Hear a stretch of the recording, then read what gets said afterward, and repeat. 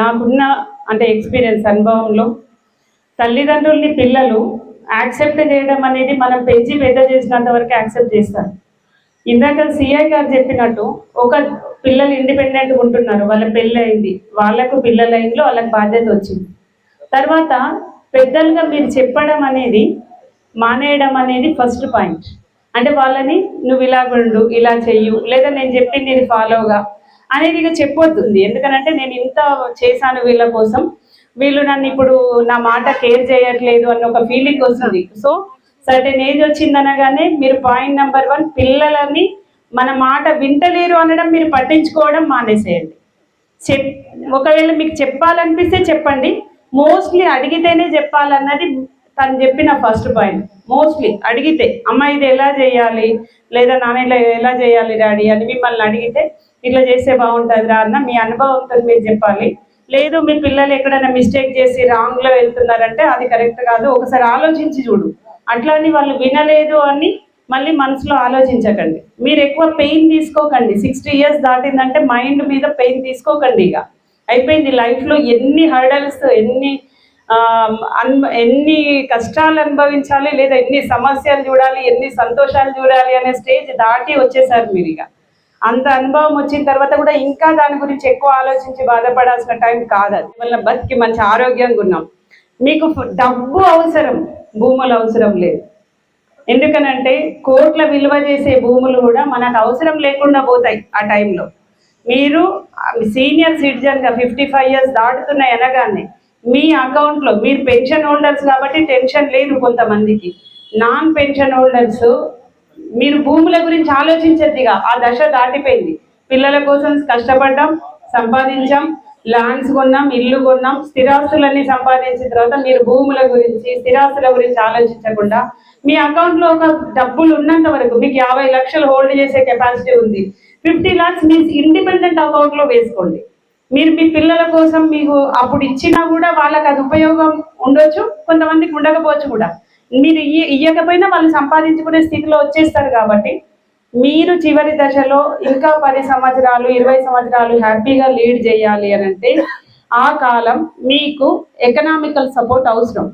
Everything every month pension మాత్రమే కాదు, some back balance ఉండాలి. ఎందుకంటే ఇవాళ అన్ఎక్స్పెక్టెడ్ డిసీజెస్, ప్రాబ్లమ్స్ వచ్చినప్పుడు పిల్లల్ని చేయి చేసి ఆధారపడాల్సిన అవసరం లేదు. మీరు సంపాదించిళ్ళు, cash is the main holding balance when you are is a old age parenting. అంటే మీరు సీనియర్ సిటిజన్ అయినప్పుడు మీ దగ్గర డబ్బే ఉండాలి, భూములు కాదు. ఇది నా పూర్తి అనుభవం. మా ఫ్రెండ్ వాళ్ళ మదర్ని చూసాం, ఫాదర్ని చూసాం, మా హస్బెండ్ వాళ్ళ మదర్, మా అత్తమ్మ గారిని చూసాం. కొడుకులందరికీ ఆస్తులు ఇచ్చాక తన దగ్గర ఒక 50 లక్షలు లేదు అన్నప్పుడు ఆమెకు ఒక లాంగ్ డిసీజ్ వచ్చింది, ఒక పెద్దది. ఏ కొడుకులో కూడా నేను షేర్ చేయన్నా, నువ్వు షేర్ చేయన్నా, అలాంటి పరిస్థితులు చూసినప్పుడు ఎవరైతే మంచి మనసుతో ఉన్నారో మేము బేర్ చేస్తాం, మేము పెడతాం, ఆమె క్యూర్ అయితే చాలు అనే పరిస్థితి ఉన్నప్పుడు అంటే డబ్బు అవసరం ఏర్పడుతుంది. సో మీరు ఎప్పుడైనా డబ్బుకి ఇంపార్టెన్స్ ఇవ్వండి. ఓల్డ్ ఏజ్ అయిందంటే భూముల్ని నమ్మకండి. ఆ భూములు మనకి ఏమీ చేయవని గుర్తుంచుకోండి. మీ దగ్గర ఓ 50 లక్షలు లేదా ఒక 60 లక్షలు మీకు క్యాష్ హోల్డింగ్ కెపాసిటీ లేకపోతే అట్లీస్ట్ 10 to 20 lakhs అయినా మీరు క్యాష్ హోల్డింగ్ చేయించుకోండి. ఆ డబ్బులు ఉండనియండి. తదనంతరం మీ తర్వాత మీ పిల్లల్ని తీసుకోమని చెప్పండి, కానీ అప్పటి వరకు ఆ క్యాష్ హోల్డింగ్ అనేది కంపల్సరీ. 3 మన సార్ చెప్పినట్టు సిఐ గారికి చాలా ఎక్స్పీరియన్స్ ఉంది. ఆయన చెప్పినట్టుగా పేరెంట్స్ పిల్లలను డిస్క్రిమినేట్ చేయకండి. మన కింద కిడ్స్ వచ్చేస్తారు, వాళ్ళు మనవరాళ్ళకి వాళ్ళ తల్లి గురించి కూడా నెగటివ్ చెప్పద్దు. మీకు నచ్చకున్నా, మీరంటే ఇష్టం లేకున్నా, లేదా బిడ్డని కొడుకుని డిస్క్రిమినేట్ చేస్తూ, కోడల్ని కొడుకుని తేడా చేస్తూ వాళ్ళ లోపల ఒక నెగటివిటీ చెప్పకండి. అంటే వాళ్ళకి అది ఒక మైండ్లో ఫీడింగ్ అయితే, ఓ మా అమ్మ ఇట్లా అంటది, లేదా మా నాన్న ఇట్లా అంటాడు, మా నానమ్మని బాగా చూసుకోరు, లేకపోతే అమ్మమ్మని బాగా చూసుకోరు. వద్దు, పిల్లలకు మనం మంచే చెప్పాలి. ఎందుకనంటే ఒక పెద్దవాళ్ళుగా మీరు ఎన్ని అనుభవాలు చూసినా నెగటివ్ని చెప్తే ఈ ప్లాన్ నెగటివ్ తప్పు భావంతో పెరుగుతుంది. అలాంటి సమాజాన్ని మనం ఇవ్వద్దు ఇప్పుడు ఉండే తరానికి. అంటే మన పిల్లలకి రేపు వాళ్ళ పెద్దవాళ్ళని గౌరవిస్తే మళ్ళీ వాళ్ళు వాళ్ళ పెద్దల్ని గౌరవిస్తారు. రేపు కూడా వాళ్ళు సీనియర్ సిటిజన్ కాబోతారు మన పిల్లలు. అప్పుడు వాళ్ళని గౌరవించాలంటే మనం మంచే చెప్పాలి పిల్లలకి. నాకు లార్జ్ ఎక్స్పీరియన్స్ లేకపోయినా ఈ 2-3 పాయింట్స్ మాత్రం నేను ఎప్పుడు అనుకుంటూ ఉంటాను. మనం మన పిల్లలకి మంచి చెప్పాలి. ఒక సర్టెన్ ఏజ్ వచ్చిందనంటే మీకంటూ ఒక క్యాష్ హోల్డింగ్ బ్యాలెన్స్ అనేది అరేంజ్ చేసుకోవాలి. తర్వాత మీరు ఇప్పుడు ఈ సొసైటీ యొక్క ఇంపార్టెన్స్ చాలా ఉంది అంటే పెద్దల్ని మనం అలా గౌరవిస్తే మన తర్వాత మనం గౌరవించబడతాం. అదర్వైజ్ మనం కూడా సేమ్ అలా అగౌరవంగానే చూడాల్సి వస్తుంది మన ప్లేస్ కూడా. ఇంకో 10-20 ఏళ్ళ తర్వాత ఇప్పుడు 16 ఏళ్ళ సర్వీస్ ఉంది. 16 ఏళ్ళ తర్వాత నేను ఆ ప్లేస్లో కూర్చుంటే నా పిల్లలు కూడా నన్ను గౌరవించాలంటే నేను గౌరవించాలి ఫస్ట్. ఆ పాయింట్ని మనం మన పిల్లలకు నేర్పిస్తే రేపు వాళ్ళ తరం అంతా ఒక ముందుకు వెళ్తుందన్నది నా ఉద్దేశం. ఒకటి సార్, ఇక్కడ బోడుపల్ కార్పొరేషన్లో government lands is the very very short fall. ఉన్న 63 సర్వే నెంబర్ కూడా అన్ని వేరియస్ కోర్ట్ కేసులలో ఉంది. సో అందుకని ఇప్పుడున్న ఈ అసోసియేషన్ స్మాల్ బిల్డింగ్ కాకుండా ఇంకా కలెక్టర్ గారికి స్పెషల్ రిక్వెస్ట్ సబ్మిట్ చేస్తాము. సీనియర్ సిటిజన్ అసోసియేషన్కి ఇంకా ఎక్కడైనా ఎనీవేర్ ప్లేస్ ఉంటే ఎంఆర్ఓ గారిని ఐడెంటిఫై చేసి ఇవ్వమని అడుగుతాము. అండ్ దాంతోపాటు మేము వీరారెడ్డి నగర్ అసోసియేషన్ వాళ్ళు మాకు మీట్ అయినప్పుడు వాళ్ళకి రీలింగ్ కావాలని చెప్పారు సార్. మేము రీలింగ్ కూడా ఇప్పుడు మున్సిపల్ కార్పొరేషన్ తర్వాత శాంక్షన్ చేశాము.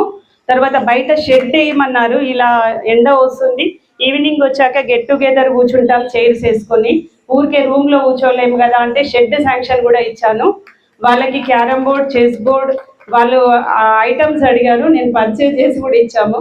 సో వీరారెడ్డి నగర్ వాళ్ళు వచ్చినప్పుడు వాళ్ళకి అరేంజ్మెంట్ చేశాము.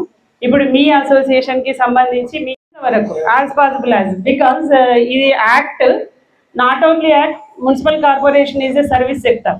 చట్టం ఉన్నా లేకపోయినా సిటిజన్ కోసం మనం ఏది చేయగలుగుతామో అది చేస్తుంది మున్సిపాలిటీ. గ్రామ పంచాయతీ అయినా, టౌన్ లెవెల్లో అయితే మున్సిపల్ కార్పొరేషన్ అయినా, ఏదైతే సర్వీస్ ఓరియంటెడ్ సెక్టర్ కాబట్టి మేము ఇచ్చే కామన్ సర్వీసే కాకుండా సమ్ స్పెషల్ సర్వీస్ అడిగినప్పుడు కూడా మేము అడిషనల్ కలెక్టర్ అప్రూవల్ తీసుకొని మరీ ఇవ్వగలుగుతాం. కాబట్టి మాతో అయినంత వరకు as a corporation executive authority కమిషనర్గా మీరు ఇప్పుడు చెప్పి నేను నోట్ చేసుకుంటాం. మీ అసోసియేషన్ మెంబర్గా ఒకటి ల్యాండ్ కోసం, లైబ్రరీ కోసం ఒకటి లెటర్ రాశాను.